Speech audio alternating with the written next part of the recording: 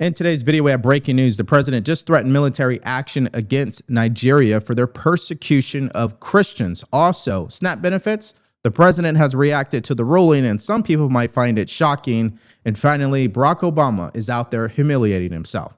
We'll show you all sides to these stories, of course, but let's start with this announcement from the president. Take a listen.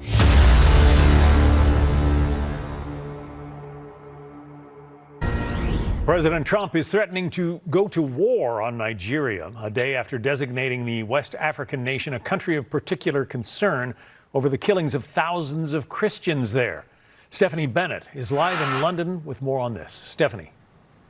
Hey, John. Yeah, the president has been very vocal in the last 24 hours on Truth Social. I want to read you just a couple excerpts of one that came out 5 minutes ago. The president said, quote, "If the Nigerian government continues to allow the killings of Christians, the USA will immediately stop all aid and assistance to Nigeria and may very well go into that now, quote, disgraced country, guns a-blazing," he says. He is then hereby instructing our Department of War to prepare for possible action. And he also says in that post, warning the Nigeria government better move fast. Now, yesterday, the president posted also on Truth Social announcing that he was going to put this country as a country of particular concern, saying something must be done. He's now asking Congressman Riley Moore, Chairman Tom Cole, and the House Appropriations Committee to look into it and to report back. Now, before we get into the announcement from the president, because there's much more to what he is saying, let's just go to the source of this information, which is opendoors.org.za. So you can look this up for yourself.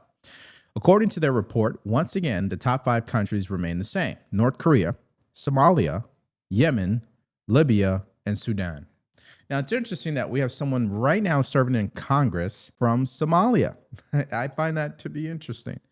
But these are the top 5 countries where Christians will face the most persecution, the most attacks, and in some cases, they are murdered at the higher rates in those countries. Let's hear a little bit more first. Take a listen. I think this is going to make a huge difference, and we're going to get right to work on this and get to the bottom of what's happening and give President Trump a full menu of options that we can use to try to stop these killings. Yeah, and Moore says there's about 15 possible options, including suspension of security assistance and targeted sanctions. Nigeria is, of course, considered one of the most dangerous places in the world to be a Christian, according to the well-regulated Open Doors International Group. Over the years, thousands of Christians have been killed in churches, schools, and entire villages have been burned. Some even brand it a genocide. The Nigerian government vowed today to keep fighting violent extremism and said it hoped Washington would remain a close ally. But some analysts blame the country's inability to protect its citizens over that wide spectrum of armed groups that operate across the country, including Boko Haram. All right, now circling back on this report, 2 main reasons, according to them, why these top 5 countries are persecuting Christians. 1 is due to chaos, and 2 is due to control. Regarding the chaos, I found this to be interesting, caused by ongoing conflicts, organized crime, and Islamist insurrections. Secondly, on the control factor, as authoritarianism continues to rise, regimes are ramping up pressure and violence against Christian minorities. Obviously, that isn't happening in this country, but one political party believes the president is authoritarian. It's interesting, right? Okay, also, we have to show you this, which is Nicki Minaj, who is a rap star out there, but she did shout out the president for his post regarding this. And she said, reading this made me feel a deep sense of gratitude. We live in a country where we can freely worship God. No group should ever be persecuted for practicing their religion. We don't have to share the same beliefs in order for us to respect each other. Numerous countries all around the world are being affected by this horror, and it's dangerous to pretend we don't notice. Thank you to the president and his team for taking this seriously. God bless every persecuted Christian. Let's remember to lift them up in prayer. I second that. I mean, we heard about the Free Palestine movement and the concern about, innocent people being killed or caught in the crossfire. This is a deliberate targeting of people, women and children for their faith. It's happening in Sudan. It's happening in Nigeria. And what can America do with our economic might and all of our influence to try to stop this madness and this ongoing slaughter? What power do we have over this part of the world?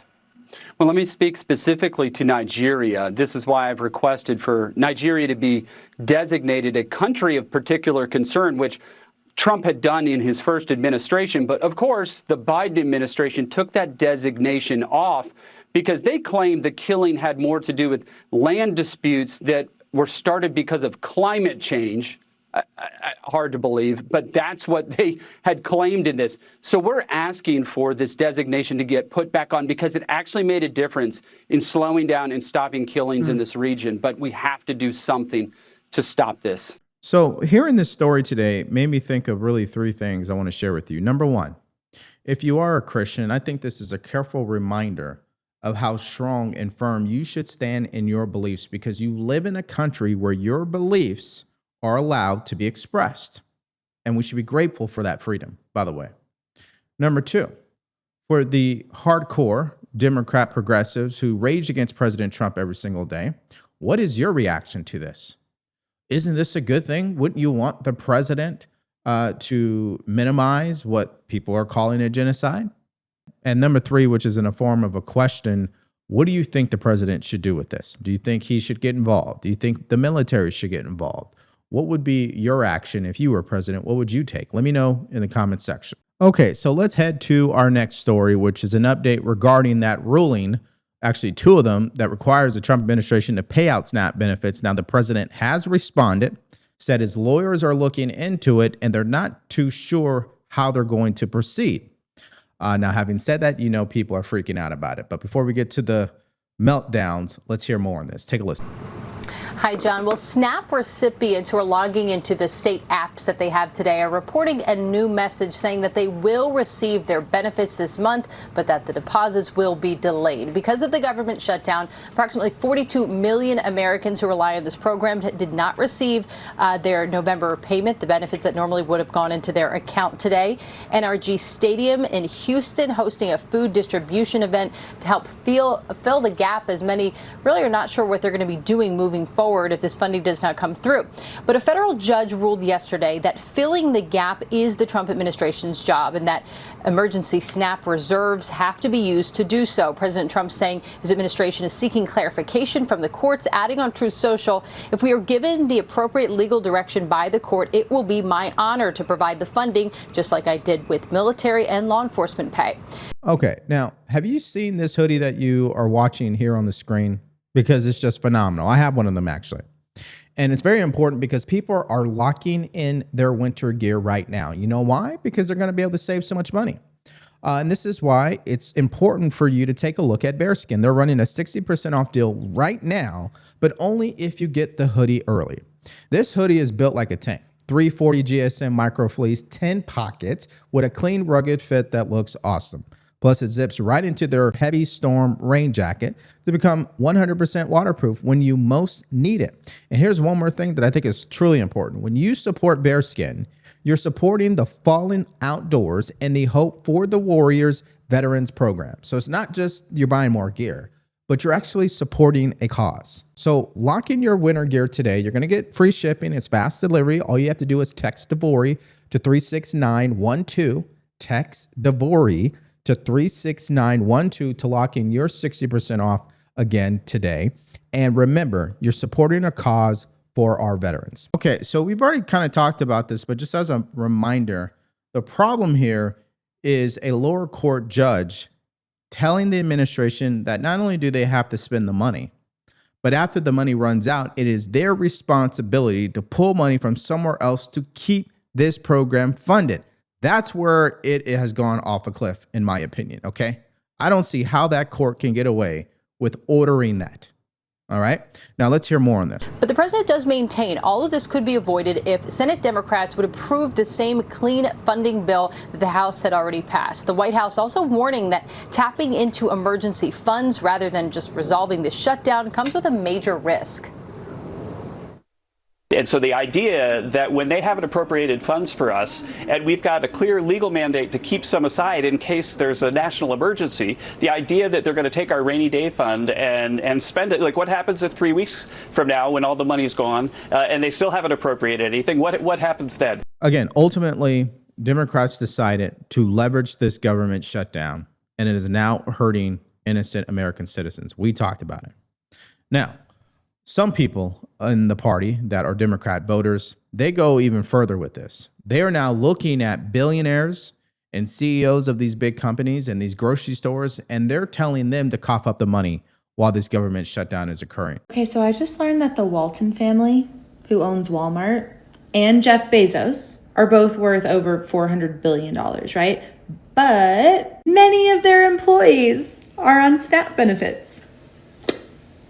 So maybe it's time to address the real problem, which is an unwillingness to pay people a living wage. Okay, number one, I hear this complaint a lot from people who are not educated about finances. Let me explain myself. Number one, just because somebody's worth $400 billion doesn't mean they have $400 billion of cash sitting in a bank account. In most cases, if not all the time, they don't have any cash in their bank accounts, okay? That's just the way that it works. It's in assets, real estate, companies, as an example. Okay. Secondly, it is not the CEO's responsibility on how their employees manage their money. The CEO could give unlimited raises. That does not mean people still won't struggle, because it goes to my third point, financial literacy. Plenty of Americans today are living above their means. That does not mean there's a certain selection of people who are struggling. They've fallen on hard times. I'm not talking about those people. I'm talking about the people that we continue to say abuse the system. They don't get their mindset correct. They don't get their financial habits in order. And they continue to live paycheck to paycheck. Those are the people I'm talking about. And you want the CEO to bail those people out? Come on, give me a break. Here's what Senator John Kennedy had to say. Take a listen. We're kind of like kids now in the back of a minivan fighting, and it's not a good look, but I've seen it before, and you have too. Senator John Kennedy with an honest, if slightly depressing assessment. This is why the aliens lock their doors when they fly past Earth, okay? Nobody's impressed with this, but it's not going to get better until everybody puts their egos aside. I will tell my kids in the back of the minivan this is why they don't get to meet the aliens. Senator John Kennedy, thank you. I really appreciate your time. Yeah, that is just great. I mean, he always has an interesting way of describing things. Ultimately, the point of the matter is if the government shutdown lasts beyond this coming Wednesday, it will be a record. And in my opinion, it's not a record anybody should be celebrating. On both sides of the aisle, at the end of the day, the 119th Congress is an embarrassment that they will have on their record a government shutdown that has lasted this long. Now, again, we know why. It's due to Democrats, okay? We get it. But at the end of the day, the person right now who is furloughed, that TSA worker, I'm not even talking about SNAP benefits, just people who work for the federal government. Yeah, they don't care about all that. They want the government back open. Now, let's hear the polar opposite to all of this. This is Hakeem Jeffries this morning reacting to the ruling. Take a look. I want to talk to you first about this most urgent matter, and that is these SNAP benefits. It's very unclear. Two separate judges said the government can't do this. Donald Trump basically said not clear exactly how we're going to do this. Where do you believe things stand, and where should they be? Well, the law is clear. The courts have been clear, and the morality of it is clear. The Trump administration needs to release these benefits. They have the funds for a contingency situation like we confront, but this is a choice that they have made to violate the law as part of an effort to pressure the Congress to continue to gut the health care of the American people. It's an extraordinary thing. And as you indicated, Ali, at your beginning, the Trump administration and Republican policies have been a complete and total disaster for the American people. Costs haven't gone down. They're going up. Grocery costs are up. Housing costs are up. Electricity prices are through the roof. And now 42 million Americans, including 16 million children, are confronted with the possibility that they may not be able to put food on the table because of a crisis that the Trump administration is inflicting on them. So that is 100% partisan right there, okay? He shares no responsibility in this. And that, again, is an example of why we have to rise above tribalism. We got to rise above the rhetoric and focus on the merits of the case. They're focused on blaming President Trump for everything. And while they are blaming, that means they're not taking responsibility. And if they're not taking responsibility, that means they're not learning anything. And that truly means they're not putting the American people's interests ahead of their own. And that is just the unfortunate part about all of this. Now, let's talk about the merits. Let's talk about the real world results. It's in flight delays. Right now, there are some flight delays at the major airports in Houston and Boston because of staffing issues related to the government shutdown. The FAA says nearly 13,000 air traffic controllers have been working for weeks now without pay, which is leading to problems. The FAA says there's now a surge in call-outs that's straining staffing levels at multiple airports. Half of their core 30 facilities are dealing with staffing shortages, and nearly 80% of air traffic controllers are absent at New York area facilities. After 32 days without pay, these employees are under a lot of stress and a lot of fatigue. And despite these issues, the FAA maintains it is safe to fly, as the leading trade organization for the largest U.S. airlines reiterates. It is absolutely safe to fly. That's why there are delays, right? Because we slow the system down to ensure the safety. But the economic impact piece is very, very significant, because we're not just talking about 50,000 workers here or 100,000 workers. There are millions of people just in the airline industry. That's a good point by Sununu there, which is that the economic impact of the travel industry slowing down, people are going to feel that too. Businesses are going to feel that too. That's why it's not a win-win for anyone when the government shuts down. So this continues to make the case just on merits, not on people, not on why we don't like Democrats, just on their policy decisions alone and their behavior regarding the government shutdown and their reasoning on why they are standing firm. It continues to get exposed every single day. People who have funded their campaigns are now coming out and telling them, hey, open the government. This is craziness. Now, again, what's going to happen if they don't do it? Things are going to get even more dangerous, which is what happened yesterday at an airport where two planes collided. Take a listen. And yesterday in New York, two planes almost collided on the tarmac at LaGuardia Airport. One of the planes was returning from Orlando, Florida, when it clipped the tail of another aircraft, a United jet, that was waiting to be taxied for a flight to Houston, Texas. Both planes were returned to the gate. The passengers deplaned. No injuries were reported. This incident occurred while LaGuardia was dealing with weather delays and staffing shortages. Since they've had this air traffic control issue, really since COVID, it's only gotten worse. There's been increased incidences both on the ground and in the air. Also today, the FAA briefly grounded all incoming and outgoing flights out of Ontario International Airport due to staffing issues. Now, that ground stop was lifted, but that airport continues to deal with delays because of that situation, John. Yep, that is just terrible to hear. I mean, this is truly unnecessary damage. And I've seen the polls just like you. 1 week it's Democrats' fault. Another week it's Republicans' fault. I mean, who knows what it is? What we do know is that the longer this goes on, the more likely things are going to get dangerous and people are going to get hurt. Now, let's go to our next update. This is Barack Obama. He is stumping for Abigail Spanberger in Virginia. They brought out everybody to make sure that she gets elected as the next governor of that state. They're nowhere to be found as it pertains to New Jersey, which I find to be interesting because maybe they know that is a tighter race. But what's more important is what the president or the former president had to say about our president right now. And all the nonsense we see on the news every day, the over-the-top rhetoric, the fabricated conspiracies, the weird videos of a U.S. president with a crown on his head flying a fighter jet and dumping poop on protesting citizens, all of that is designed to distract you from the fact that your situation has not gotten better. They do it so you won't notice that while they're helping the wealthiest, most powerful people in the country consolidate more wealth and more power, your bills are still going up. Let's have an honest conversation.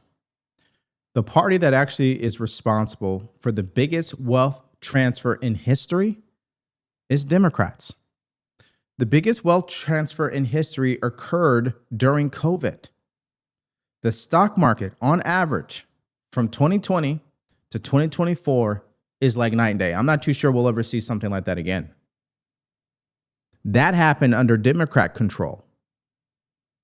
So it's interesting how they come out and they project and they say, oh, he's bailing out his billionaire friends. You mean the same people that donated money to Joe Biden in 2020? You mean the same people who got richer under Biden? Those people?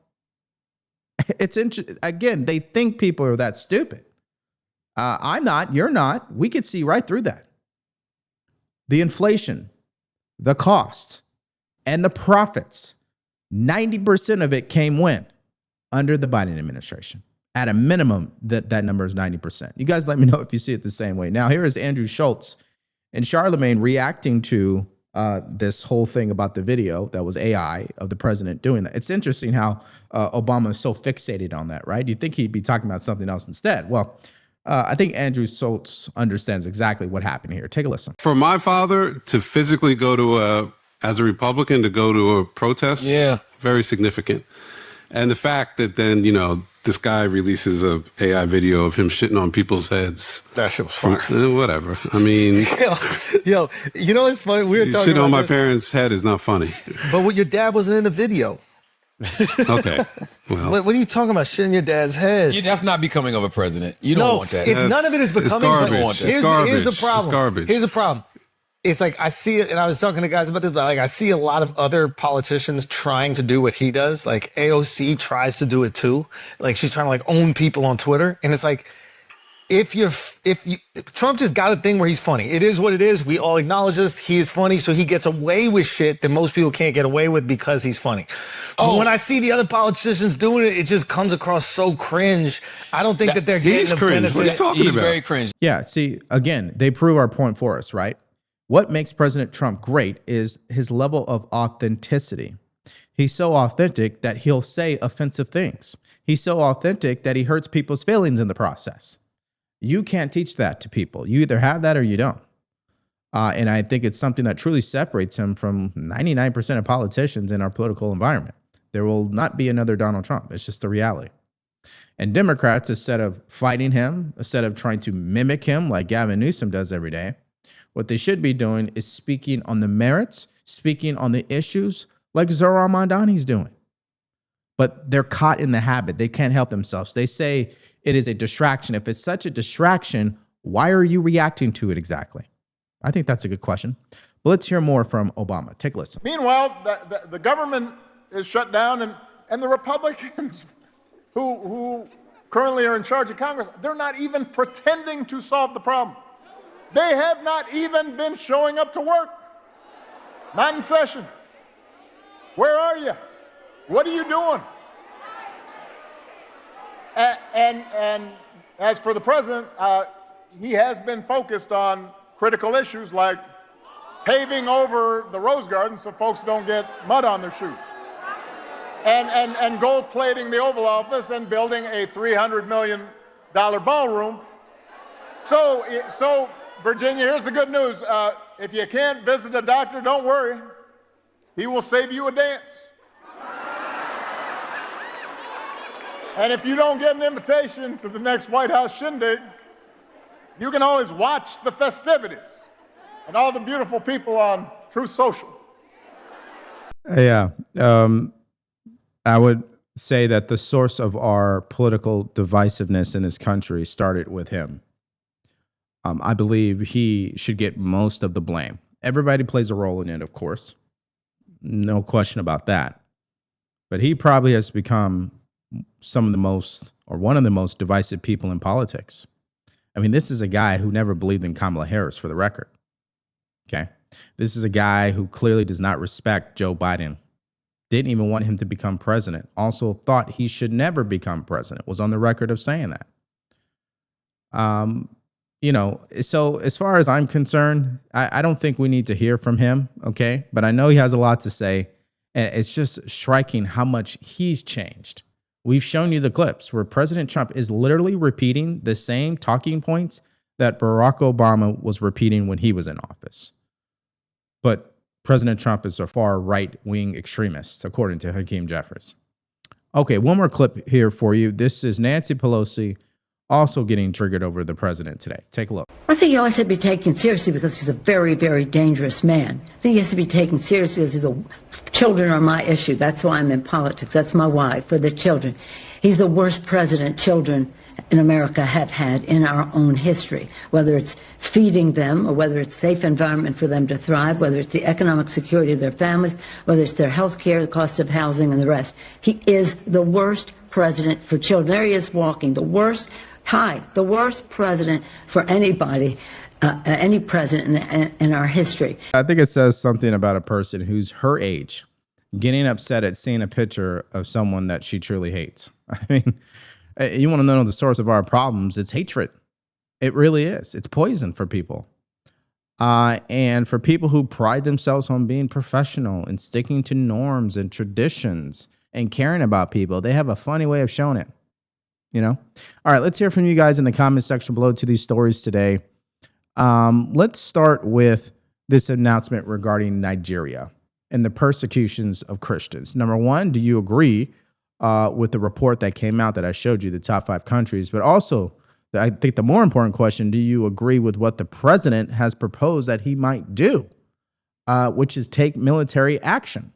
Let me know how you guys feel about that. And then also, this whole air traffic control situation and SNAP benefits. What is your reaction to all of that according to this latest update? And finally, what do you make of Nancy Pelosi getting upset at seeing that photo of President Trump? Let me know your thoughts about everything in the comment section below. Now this takes us to our next video. The president of Venezuela, Nicolas Maduro, has been running to China and Russia to get help because he's threatened by the latest move from President Trump. If you guys missed out on that update and more from yesterday, all you have to do is click on that video because it's coming up right now.